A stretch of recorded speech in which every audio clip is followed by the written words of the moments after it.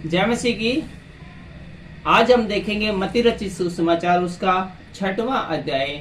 और इस अध्याय में हम देखेंगे दान के बारे में, प्रार्थना के बारे में, उपवास के बारे में, स्वर्गीय धन के बारे में और शरीर की ज्योति के बारे में, परमेश्वर और धन के बारे में भी हम देखेंगे।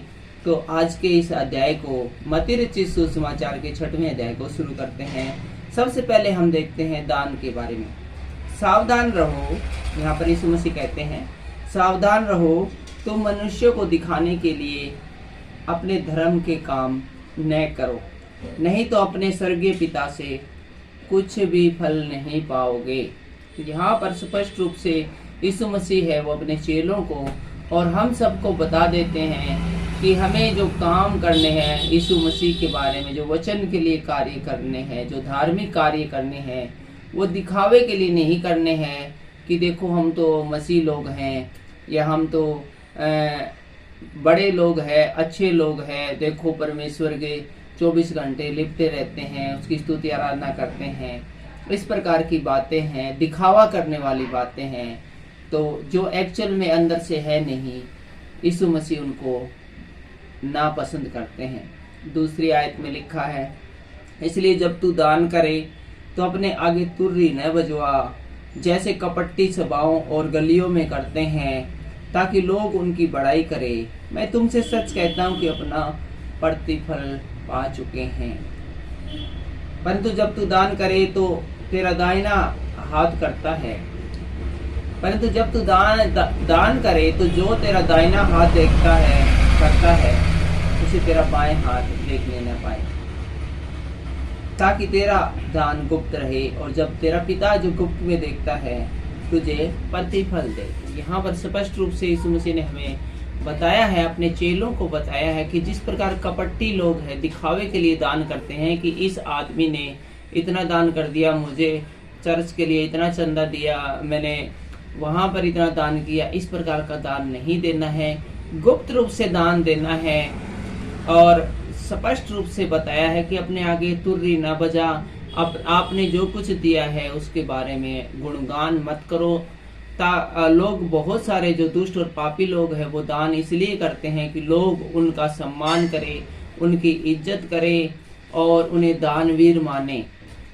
तो हमें ऐसा नहीं करना है। यीशु मसीह कहते हैं कि यदि तुमने इस प्रकार से किया, दान किया और उसकी चर्चायाम की, तो तुम्हें जो भी प्रतिफल मिलना था, लाभ मिलना था, वो तुम्हें यहीं पर मिल गया। तुम्हें उसके बदले में इज्जत मिल गई, शोहरत मिल गई, लोगों की दृष्टि में तुम बड़े अच्छे हो गए। लेकिन इसका प्रतिफल तुम्हें स्वर्ग में नहीं दिया जाएगा, क्योंकि तुमने इसका प्रतिफल यहीं पर ले लिया है। यदि हम दान करते हैं, परमेश्वर के लिए कुछ देते हैं और उसे गुप्त रखते हैं, तो उसका प्रतिफल है वो हमें यीशु मसीह है वो स्वर्ग में देने का यहाँ पर स्पष्ट रूप से वादा करते हैं। और दिखावे से परमेश्वर है वो घृणा करते हैं, क्योंकि हमारा परमेश्वर है वो दिखावे का नहीं परंतु आत्मिक परमेश्वर है।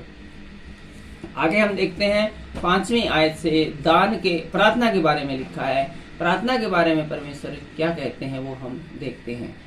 जब तू प्रार्थना करे तो कपटियों के समान न हो, क्योंकि लोगों को दिखाने के लिए आराधनालयों में और सड़कों के मोड़ों पर खड़े होकर प्रार्थना करना उनको अच्छा लगता है। मैं तुमसे सच कहते हूँ कि वे अपना प्रतिफल पा चुके हैं। पर तू जब तू प्रार्थना करे तो अपनी कोठरी में जा और द्वार बंद करके अपने पिता से जो गुप्त में है प्रार्थना कर। जब तेरा पिता जो गुप्त में देखता है तुझे प्रतिफल देगा। प्रार्थना करते समय अन्य जातियों के समान बक बक न करो, क्योंकि वे समझते हैं कि उनके बहुत बोलने से उनकी सुनी जाएगी। इसलिए तुम उनके समान न बनो, क्योंकि तुम्हारा पिता तुम्हारे मांगने से पहले ही जानता है कि तुम्हें क्या आवश्यकता है। तो यहाँ पर प्रार्थना के बारे में अपने चेलों को यीशु मसीह सिखाते हैं कि किस प्रकार की प्रार्थना करनी है। कुछ लोग हैं, प्रार्थना है वो बड़े ही जोशो खरोश से करते हैं और बड़े ऊंचे स्वर से आशीर्वाद देते हैं, परमेश्वर के नाम की महिमा हो, परमेश्वर तुम्हें आशीष दे, बरकत दे। जब लोगों को सुनाकर इस प्रकार से कोई आशीर्वाद देता है या प्रार्थना करता है तो वो प्रार्थना है वो दिखावे की प्रार्थना होती है। और ऐसी प्रार्थना परमेश्वर के भवनों में नहीं पहुंचती है। भजन संहिता में भी लिखा है कि जो लोग सवेरे उठकर अपने पड़ोसी को तेज आवाज में परमेश्वर के नाम से आशीष देते हैं, तो वो उसके लिए है वो अंगारे बोते हैं, और वो उसके लिए प्रार्थना है वो शराब सी साबित होती है। तो यहाँ पर यीशु मसीह कहते हैं कि जब कोई किसी को प्रार्थना करनी हो, उसमें दिखावा नाम मात्र भी नहीं होना चाहिए। लोगों को दिखाने के लिए प्रार्थना नहीं होनी चाहिए कि हम प्रार्थना कर रहे हैं, देखो हम बहुत अच्छे हैं, हम परमेश्वर के मंदिर में जाते हैं, हम 5 टाइम है प्रार्थना करते हैं, और कोई भी मीटिंग्स हैं वो मिस नहीं करते हैं। ऐसी प्रार्थना है परमेश्वर की दृष्टि में है वो सही नहीं है, और न ही ऐसी प्रार्थनाओं को परमेश्वर सुनता है। चाहे ऐसी प्रार्थना आप खुद करो या किसी पास्टर जी से करवाओ, क्योंकि ऐसा करना तो कपटी लोगों का काम है, जो सिर्फ दिखावा करके सांसारिक लोगों से जो है वो इज्जत और मान सम्मान चाहते हैं। यदि इस प्रकार की दिखावे वाली प्रार्थना हम करते हैं तो उसका प्रतिफल जो भी होता है समाज की दृष्टि में अच्छे बनते हैं, अपने लोगों में जो अच्छे बनते हैं वो हम बन चुके हैं, और इसका प्रतिफल है वो हमें स्वर्ग में नहीं मिलने वाला, और न ही हमारी प्रार्थनाएं हैं वो स्वर्ग में पहुंचती है, और न ही हमें उसका उत्तर मिलता है। और इसीलिए बहुत सारे लोग निराश रहते हैं कि परमेश्वर उनकी प्रार्थनाओं को नहीं सुनता है। और यीशु मसीह कहते हैं कि जब तुम प्रार्थना करो तो अपने कमरे में जाओ, गेट बंद कर लो, और वहां पर गुप्त में अपने परमेश्वर से प्रार्थना करो, क्योंकि परमेश्वर से कोई छुप नहीं सकता है। आप चाहे 7 ताले लगाकर भी प्रार्थना करोगे तो भी परमेश्वर आपको देखता रहता है। तो ऐसी प्रार्थना परमेश्वर है जो गुप्त में की जाती है। उस गुप्त में की गई प्रार्थना में परमेश्वर से हमारी पूरी तरह से कनेक्टिविटी होती है, और वो प्रार्थना परमेश्वर के भवन में जाती है, और परमेश्वर उसको सुनता है और उसका वाजिब और सही जवाब देता है। तो ऐसी इसी प्रकार से प्रार्थना हमें करनी है। और आगे जो परमेश्वर है यीशु मसीह है वो 9वीं लाइन में क्या कहते हैं देखते हैं। अतः तुम इस रीति से प्रार्थना किया करो। तो आगे हम बताते हैं कि किस प्रकार से हमें सही प्रार्थना करनी है। हे हमारे पिता तू जो स्वर्ग में है, तेरा नाम पवित्र माना जाए, तेरा राज्य आए, तेरी इच्छा जैसे स्वर्ग में पूरी होती है वैसे पृथ्वी पर भी हो। हमारे दिन भर की रोटी आज हमें दे, और जिस प्रकार हमने अपने अपराधियों को क्षमा किया है वैसे ही तू भी हमारे अपराधों को क्षमा कर, और हमें परीक्षा में न ला परंतु बुराई से बचा, क्योंकि राज्य पराक्रम महिमा तेरे ही है। इसलिए यदि तुम मनुष्य के अपराध क्षमा करोगे तो तुम्हारा स्वर्गीय पिता भी तुम्हें क्षमा करेगा, और यदि तुम मनुष्य के अपराध क्षमा न करोगे तो तुम्हारा पिता भी तुम्हारे अपराध क्षमा नहीं करेगा। तो एक बात में एक 7वीं आई थी उसको फिर से पढ़ दूं। प्रार्थना करते समय अन्य जातियों के समान बक बक न करो, क्योंकि वे समझते हैं कि उनके बहुत मांगने से उनकी सुनी जाएगी। तो यहाँ पर है वो स्पष्ट रूप से हमें प्रार्थना करना सिखाते हैं। कुछ लोग सोचते हैं कि हम बहुत ज़्यादा देर तक परमेश्वर से प्रार्थना करेंगे और बहुत बार मांगेंगे तो हमें परमेश्वर देगा। तो सबसे पहले तो हमें ये याद रखना है कि हम किसी शॉप पर दुकान पर नहीं जाते हैं कोई सामान मांगने के लिए कि भाई दुकानदार भाई मुझे चीनी भी दे दो, मुझे चाय पत्ती भी दे दो, मुझे ये भी दे दो, मुझे वो भी दे दो, मुझे ऐसा भी दे दो, मुझे वैसा दे दो।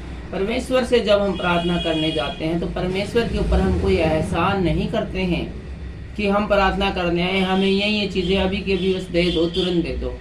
परमेश्वर से प्रार्थना जब करते हैं तो हमारी जो आत्मा का मिलन है वो परमेश्वर के साथ कनेक्टिविटी बिठाने के लिए होता है, न कि सब कुछ मांग लेने से। इसलिए जब भी हम प्रार्थना करें तो जिस प्रकार की प्रार्थना यीशु मसीह ने अपने चेलों को सिखाई है ऐसी ही प्रार्थना इसी रीति से पहले प्रार्थना करना है, और ताकि हमारी प्रार्थना वो सुनी जाए। और स्पष्ट रूप से बता दिया है कि जब हम गर्भ में नहीं डाले गए थे उस समय से परमेश्वर हमें जानता है। तो जब हम गर्भ में डाले गए 9 महीने तक माँ के पेट में रहे, उसके बाद दुनिया में आए हैं, तो इन 9 महीनों में हमारे साथ क्या हुआ, हमने किस प्रकार से अपना जीवन यापन किया वो हम नहीं जानते हैं, लेकिन परमेश्वर जानता है। तो वो बातें जो हम नहीं जानते वो परमेश्वर जानता है, तो वो हमारी आवश्यकताओं को भी जानता है कि हमें किन चीज़ों की आवश्यकताएं हैं। और परमेश्वर बाइबल में खुद कहते हैं कि तुम मांगो तो मैं तुम्हें दूंगा, तुम मांगते नहीं, तुम मांगो तो मैं तुम्हें दूंगा, ताकि मेरे देने के द्वारा तुम्हारा आनंद पूरा हो। और मत्ती रुचि सुसमाचार में ही हम आगे देखते हैं, तो 16वीं लाइन से है, वो उपवास के बारे में बताया गया है। आइए देखते हैं। जब तुम उपवास करो तो कपटियों के समान तुम्हारे मुंह पर उदासी न छाई रहे, क्योंकि वे अपना मुंह बनाए रखते हैं ताकि लोग उन्हें उपवासी जाने। मैं तुमसे सच कहता हूँ कि वे अपना प्रतिफल पा चुके हैं।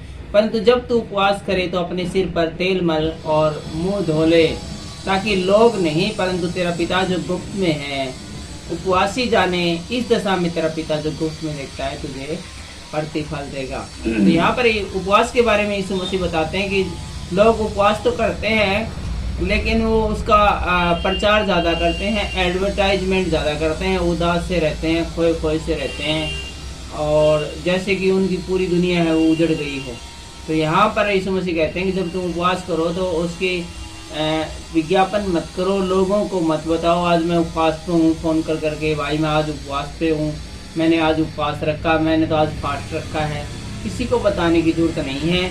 जब हम फास्ट रखते हैं तो इसका पता सिर्फ परमेश्वर को होना चाहिए, क्योंकि लोगों को दिखाने के लिए, लोगों को बताने के लिए हमें उपवास नहीं करना है कि मैंने उपवास रखा है और मैंने परमेश्वर पर बहुत बड़ा एहसान कर दिया है।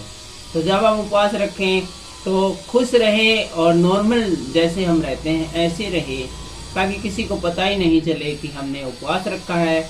और यहाँ पर परमेश्वर कहते हैं कि यदि तुम इस प्रकार का उपवास रखोगे तो तुम्हें इसका बड़ा और बहुत बड़ा प्रतिफल है, वो परमेश्वर है, वो देने वाले हैं स्वर्ग में भी और इस सांसारिक जीवन में भी। और 19वीं आयत में है स्वर्गीय धन के बारे में। तो ये पढ़ने से पहले, स्वर्गीय धन के बारे में पढ़ने से पहले आपको बताता चलो कि बहुत सारे लोग हैं वो धन के चक्कर में ही मसीह के पास आते हैं कि यीशु मसीह के पास आ गए तो हमें बड़ा धन मिलेगा और हमें सब कुछ मिल जाएगा। तो इसी बारे में यीशु मसीह क्या कहते हैं वो हम देखते हैं 19वीं आयत में। स्वर्गीय धन, अपने लिए पृथ्वी पर धन इकट्ठा न करो, जहाँ कीड़ा और काई बिगाड़ते हैं और जहाँ चोर सेंध लगाते हैं। लोग धन के चक्कर में मसीह के पास आते हैं, जबकि यीशु मसीह कहते हैं कि जो धन के चक्कर में तो तुम रहो ही नहीं, बिल्कुल भी नहीं रहो, और धन कमाने के लिए इतने ज़्यादा व्यस्त न हो, क्योंकि जो धन है ये क्षण मात्र है और इसका नाश हो जाने वाला है। चोर इसको चुरा ले जाते हैं और बहुत सारे जो खर्चे आकर इनको ख़त्म कर देते हैं। 20वीं आयत में लिखा है, परंतु अपने लिए स्वर्ग में धन इकट्ठा करो, जहाँ न तो कीड़ा और न काई बिगाड़ते हैं और जहाँ न चोर सेंध लगाते हैं और न चुराते हैं, क्योंकि जहाँ तेरा धन है वहाँ तेरा मन भी है। बड़ी ही कीमती बात कही है कि जहाँ तेरा धन है वहाँ तेरा मन भी है। तो सांसारिक जो धन के बारे में यीशु मसीह स्पष्ट मना करते हैं कि इसके चक्कर में बहुत ज़्यादा मत पड़ो, क्योंकि यदि तुम धन के चक्कर में पड़े तो तुम्हारा जहाँ धन है वहीं तुम्हारा मन भी लगा रहेगा। बल्कि स्वर्गीय धन इकट्ठा करो, क्योंकि वो तुम्हें काम आएगा और वो सदा सेफ रहेगा। अब स्वर्गीय धन कैसे इकट्ठा करें, ये कहाँ मिलता है, कौन से बैंक से हम अपनी करेंसी एक्सचेंज करवा के लाएं, तो इस बारे में बहुत सारे लोग सोचते हैं। तो स्वर्गीय धन इकट्ठा करने से मतलब है कि हमें बाइबल को पढ़ना है, दूसरे लोगों को बाइबल के वचन के बारे में बताना है, यीशु मसीह के बारे में बताना है, वचन में जो क्या लिखा है उसको हमें सीखना है, ताकि हम दूसरों लोगों को सिखाएं, और प्रभु के नाम का बपतिस्मा लेना है, ताकि हमें स्वर्ग में हमारा जो नाम है वो लिखा जाए। और जो परमेश्वर के कार्य करते हैं वो अपने लिए स्वर्ग में निरंतर धन को बटोरते रहते हैं, इकट्ठा करते रहते हैं। परमेश्वर के लिए किया गया काम, परमेश्वर से की गई प्रार्थनाएं, दूसरों के लिए जब हम प्रार्थना करते हैं, दूसरों को जब हम वचन सुनाते हैं या बांटते हैं, तो उस समय जो उसके बदले में जो हमें मिलता है, उसके बदले में हमें वो स्वर्गीय धन मिलता है और वो निरंतर बढ़ता रहता है और वो हमारी स्वर्गीय जो स्वर्ग के अंदर जो तिजोरी रखी है उसके अंदर इकट्ठा होता रहता है।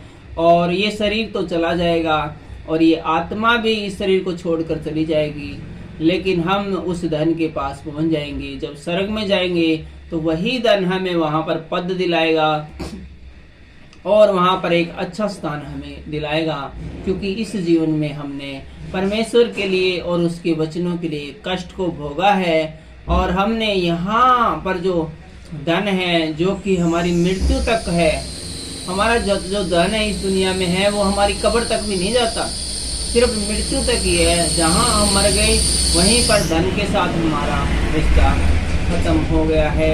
यहाँ तक भी नहीं कि चलो इसने इतना सारा धन इकट्ठा किया है, कम से कम जहाँ इसकी कब्र बना रहे हैं वहाँ तक तो ले चले, वहाँ तक भी नहीं लेके जाते। वो जिस बैंक में पड़ा है हो सकता है 1000 किलोमीटर बैंक हो, उसके शरीर से वो वहीं पड़ा रहेगा, उसके धन को है वो और ही कोई बरतेगा। तो ये हमें इस प्रकार के धन के लालची नहीं होना है, बल्कि स्वर्गीय धन को इकट्ठा करने के लिए सदा लालयित रहता है। उम्मीद है आप समझ गए होंगे कि स्वर्गीय धन है वो किस प्रकार से इकट्ठा करते हैं। और आगे हम देखते हैं 22वीं आयत से लिखा है शरीर की ज्योति के बारे में, हमारे शरीर की लाइट के बारे में। वो क्या है? शरीर का दिया आंख है। तो आंखें हैं वो हमारे शरीर का दिया है। जिस प्रकार हमारे घर की जो रोशन होता है वो लाइट से होता है, एलईडी बल्ब से रोशन होता है, इसी प्रकार से जो हमारा शरीर है जो रोशन होता है वो आंख से होता है।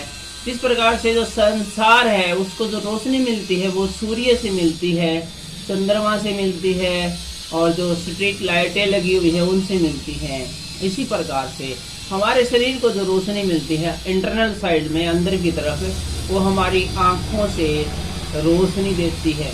हमारी आंखें हैं वो दो प्रकार का कार्य करती है, एक तो हमें संसार को देखने के काम आती है और दूसरा हमारे जो अंदर है शरीर के अंदर है वहाँ पर एलईडी बल्ब का काम करती है, लाइट का काम करती है। आगे लिखा है शरीर का दिया आंख है, इसलिए यदि तेरी आंख निर्मल हो तो तेरा सारा शरीर भी उजियाला होगा। तो आंखों की देखभाल करने के बारे में परमेश्वर ने हमें स्पष्ट रूप से कह दिया है कि इस दुनिया की सबसे जो इम्पोर्टेंट चीज़ है वो आँख है, और आँखों की रक्षा करना और उनके उस पर कंट्रोल करना बहुत ही ज़रूरी है। क्योंकि यदि हमारी आँखें स्वस्थ हो, निर्मल हो, तो पूरा शरीर ही उजियाला होगा। परंतु यदि तेरी आँख बुरी हो तो तेरा सारा शरीर भी अंधियारा होगा। इस कारण वह उजियाला जो तुझ में है, यदि अंधकार हो तो फिर अंधकार कैसा बड़ा होगा। तो यहाँ पर एडल्ट्री के बारे में बताया परमेश्वर ने कि किसी को बुरी नज़र से नहीं देखना है, किसी को बुरी नज़र से ताकते हैं, देखते हैं किसी के बारे में, किसी को देखकर बुरा सोचते हैं, तो वो सारी चीज़ें हमारे अंदर स्टोर हो जाती है। जो अंदर जो हमारे शरीर को रोशनी मिलनी थी वो नहीं मिल पाती और उसकी जगह बुरा सोचने के कारण वो जो अच्छा जानना चाहिए थी चीज़ वो बुराई में तब्दील हो जाती है। इसलिए हमारे शरीर की जो ज्योति है उसको हमें उचित तेल डालकर, उसको एनर्जी देकर, अच्छी एनर्जी देकर उसको जलाए रखना है।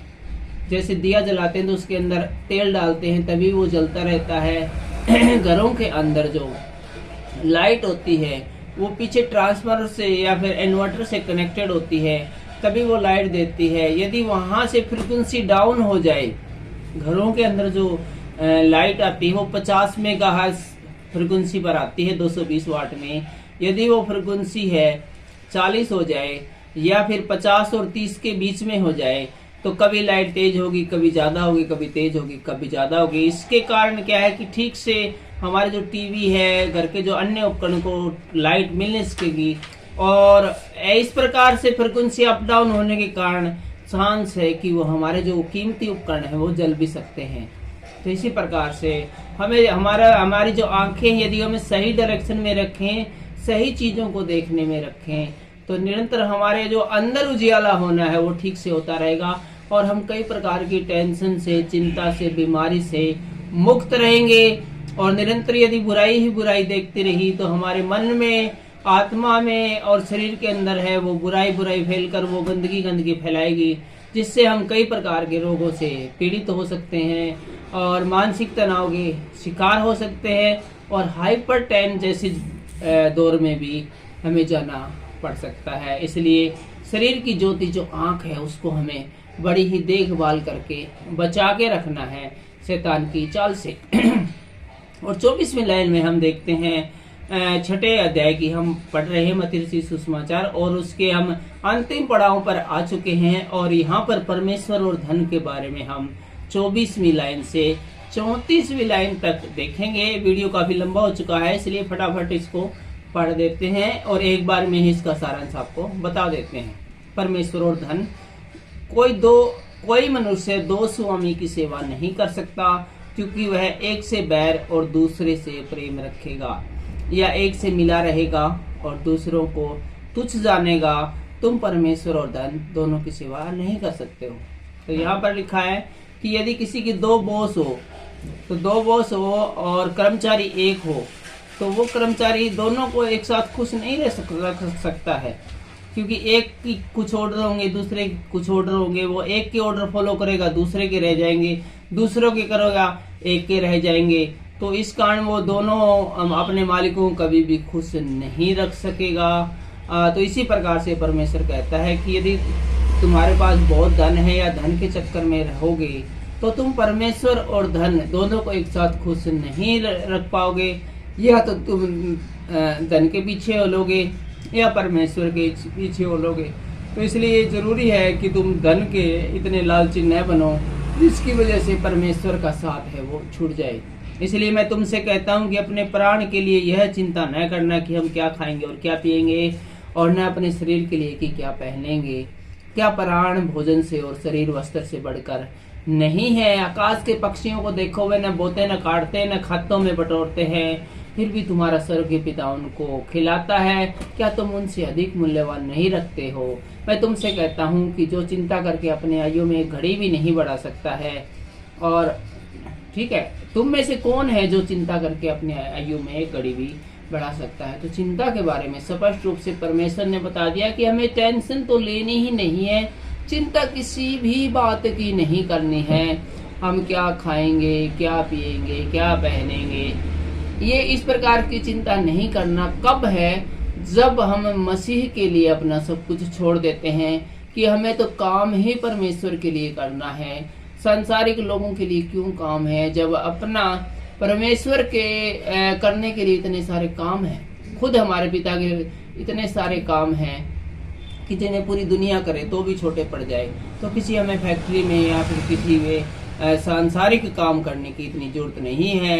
और जो लोग जो ऐसा बड़ा कदम उठाते हैं और परमेश्वर के लिए अपना बहुत कुछ छोड़ देते हैं कि कहते हैं कि नहीं, हमें तो परमेश्वर का प्रचार ही करना है, लोगों को परमेश्वर के बारे में ही बताना है, तो ऐसे लोगों के बारे में बताया है कि ऐसे लोगों को किसी प्रकार के डर के, घबराने की, चिंता करने की जरूरत नहीं है। हम क्या खाएंगे, क्या पिएंगे, क्या पहनेंगे, कहाँ सोएंगे, क्योंकि परमेश्वर है वो। जब हम परमेश्वर के लिए बहुत कुछ छोड़ देते हैं तो परमेश्वर उनका प्रबंध है वो अपने आप करता है। हमें पुराने नियम की पुस्तक में देखते हैं कि एलिया नबी के लिए सारपत की बुढ़िया ने, जो कि एक विधवा थी, उसने उसके लिए खाने का प्रबंध किया, और वो उस बुढ़िया के पास खुद एक दिन की थोड़ा सा रोटी खाने के लिए था, लेकिन जब परमेश्वर ने एलिया के वहां जाने के बाद उसके ऊपर कृपा की, तो जब तक अकाल रहा उसके बाद तक उसका पूरा खानदान है वो वहीं से खाता रहा और पीता रहा,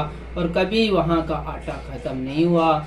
इसी प्रकार से बहुत सारी जगह देखते हैं। एक और जगह देखते हैं कि एलिया के खाने पीने के लिए परमेश्वर ने, जब वो एक उसमें छुपा हुआ था गुफा में, तो वहां पर कौवों को आदेश दिया कि उसके लिए भोजन का प्रबंध करें।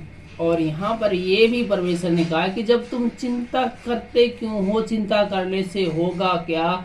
यदि तुम चिंता करके अपनी उम्र का 1 घंटा या 1 सेकंड भी घटा के दिखा दो तो फिर मैं मान जाऊंगा कि चिंता करनी जायज है। और कई जगह लिखा है कि तुम चिंता करके अपना एक काला बाल सफेद और सफेद बाल काला नहीं कर सकते हो। इतना छोटा सा काम भी यदि तुम चिंता करके नहीं कर सकते हो तो फिर चिंता करने की जरूरत नहीं है। सब कुछ परमेश्वर के हवाले कर दो, उसके भरोसे छोड़ दो। परमेश्वर है तुम्हारे लिए सब कुछ सही वक्त पर और सही करेगा। इसलिए निश्चिंत होकर, टेंशन फ्री होकर परमेश्वर के काम को करने के लिए हमें निरंतर आगे बढ़ते रहना है। जल्दी से 28वीं लाइन से देखते हैं। और वस्त्रों के लिए क्यों चिंता करते हो, जंगली शोषणों पर ध्यान करो कि वे कैसे बढ़ते हैं। वे न तो परिश्रम करते और न काटते हैं, तो भी मैं तुमसे कहता हूँ कि सुलेमान भी अपने सारे वैभव में उनसे किसी के समान वस्त्र पहने नहीं था। तो राजा सुलेमान है वो एक बहुत अमीर आदमी था और बहुत अच्छे अच्छे कपड़े पहनने का शौकीन था। और उसके पास क्योंकि किसी चीज की कमी नहीं थी, इसलिए वो हमेशा नई नई ड्रेसेस चेंज करता था। और आज तक इस पूरी दुनिया में ऐसा कोई व्यक्ति नहीं हुआ है जिसने राजा सुलेमान से बढ़िया कपड़े पहने हो या ज्यादा कपड़े पहने हो। लेकिन परमेश्वर यह कहता है कि तुम जंगल में जाकर वहाँ की खूबसूरती देखो, वहाँ की घास देखो, जिसकी आयु है वो सिर्फ 24 घंटे ही होती है। दिन भर वो बहुत अच्छा रहता है लेकिन वो रात को ही जल जाता है। तो वो जिसकी आयु सिर्फ 24 घंटे, उसको भी इतना खूबसूरत बनाना परमेश्वर ने जरूरी समझा है। तो वो जो खूबसूरती है वो राजा सुलेमान के वस्त्रों से भी बढ़कर है। तो वो जब उसकी इतनी चिंता करता है परमेश्वर, तो तुम्हारी चिंता क्यों नहीं करेगा। और कहता है कि जंगलों में जो कितने सारे पशु पक्षी हैं, उनको जब भोजन देता है समय पर, हर रोज भोजन देता है, हर वो कोई भी कार्य नहीं करते हैं, ना वो बोते हैं, ना वो काटते हैं, ना उसमें पानी लगाते हैं, ना हल चलाते हैं, फिर भी परमेश्वर सब पक्षियों को खाना देता है और समय पर देता है। तो तुम्हें क्यों नहीं दोगा। तुम तो पक्षियों से कहीं बढ़कर हो और परमेश्वर के लिए इतने कीमती हो कि परमेश्वर ने तुम्हें अपने ही जैसा, अपने ही स्वरूप में बनाया है।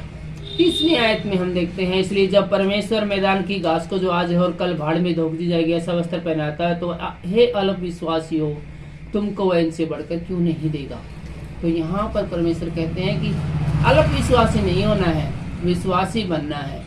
हर समय हर घड़ी परमेश्वर पर और वचन पर विश्वास कर कर चलना है कि जो कुछ वचन में लिखा गया है सब कुछ पूरा होता है। यदि हम विश्वास नहीं करते हैं और शक करते हैं तो फिर वचन हमारे किसी काम का नहीं है। इसलिए हर प्रकार से अविश्वास को हमसे दूर रखना है। 31वीं लाइन में लिखा है, इसलिए तुम चिंता करके यह न कहना कि हम क्या खाएंगे या क्या पिएंगे या क्या पहनेंगे, क्योंकि अन्य जाति इन सब वस्तुओं की खोज में रहते हैं, पर तुम्हारा स्वर्गीय पिता जानता है कि तुम्हें इन सब वस्तुओं की आवश्यकता है। इसलिए पहले तुम परमेश्वर के राज्य और उसके धर्म की खोज करो, तो ये सब वस्तु भी तुम्हें मिल जाएंगी। मतलब कल की चिंता न करो, क्योंकि कल का दिन अपनी चिंता आप कर लेगा। आज के लिए आज का ही दुख है वो काफी है। तो परमेश्वर ने कह दिया है कि बहुत सारे लोग हैं जो अन्य जाति है, जो दूसरे लोग हैं, वो हमेशा खाने पीने ओढ़ने पहनने इन्हीं का प्रबंध करने में के चक्कर में 24 घंटे लगे रहते हैं, चिंतित रहते हैं, उदास रहते हैं। लेकिन तुम्हें उन लोगों की तरह नहीं बनना है, इन चीज़ों की तलाश में नहीं रहना है। तुम्हें तो परमेश्वर की खोज में रहना है, उसके राज्य की खोज में रहना है, उसके नाम के प्रचार प्रसार को आगे बढ़ाने के लिए हमेशा लगे रहना है। और यदि हम लोग ऐसा करते हैं, परमेश्वर को नाम को आगे बढ़ाने वाले बनते हैं, तो परमेश्वर वो जो सारी चीज़ें जिसकी अन्य जाति वाले, अन्य धर्म वाले लोग हैं वो तलाश में 24 घंटे भटकते हैं, वो चीज़ हमें परमेश्वर बगैर भटके सही समय पर खुद ही हमें ला कर दे देगा। तो आज के वचन में हमने बहुत सारी चीज़ें सीखी हैं। हमें जरूरत है इन चीज़ों को अपने जीवन में अपनाने की, अपने पर अप्लाई करने की, ताकि हमें बहुत सारी आशीष और बरकत है परमेश्वर से मिले। आज हमने मत्ती रचित सुसमाचार उसका 6वां अध्याय देखा और अगले वीडियो में हम देखेंगे मत्ती रचित सुसमाचार उसका 7वां अध्याय। और इस अध्याय में हम देखेंगे अगले वीडियो में दूसरों पर दोष न लगाने के बारे में, और मांगोगे तो पाओगे, सकरा और चौड़ा मार्ग के बारे में, और जैसा पेड़ वैसा फल के बारे में, और घर बनाने वाले दो मनुष्य, बुद्धिमान और मूर्ख। और आज के वीडियो में हमारे साथ विनोद, पास्टर विनोद जी भी थे, उपलब्ध थे। जय मसीह पास्टर जी, आपको आशीष और बहुत सारी बरकत आज के वीडियो के द्वारा मिले। प्रभु के नाम की महिमा हो। सबको जय मसीह की जय।